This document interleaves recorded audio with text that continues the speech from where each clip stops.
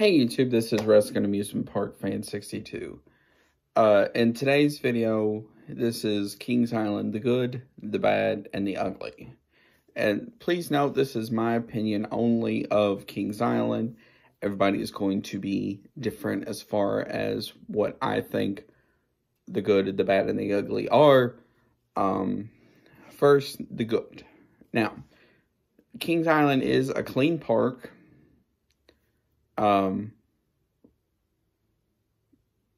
Which is a pro. The staff is somewhat friendly, depending on where you go. Most of them have been friendly every encounter I've had, which is another pro. Now, ride times can be good to bad depending on when you go and the time of year you go. Now, the next thing is their food is actually decent. I'll get to some of their food in the bad and maybe the ugly. Now, you can tell certain times of the year they really try and focus on certain things. Like the fall, they focus for Halloween Haunt.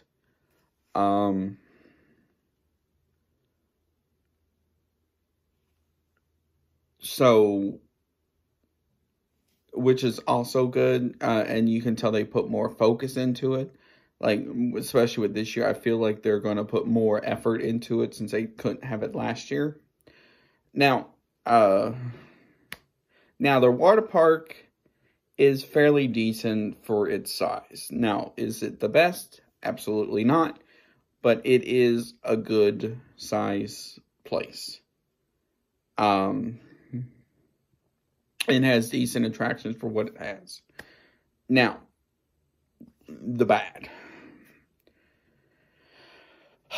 Lines can get pretty bad at times, especially when you go weekends or something like that.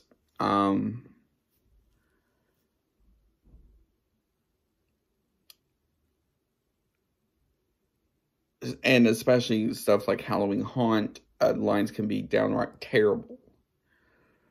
Now, next thing. Food lines can be bad as well. Now, speaking of food, their prices are very high for what it is. And a lot of it's just simple things, such as like hamburgers and tater tots, hot dogs and tater tots.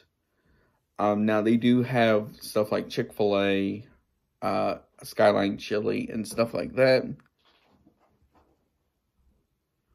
But it is very high. Also, their beer is very high as well.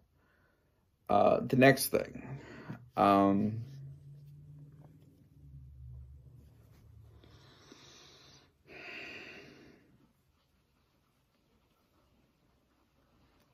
Is some of the people you will encounter may not be the best, but that's understandable since you are at an outdoor attraction.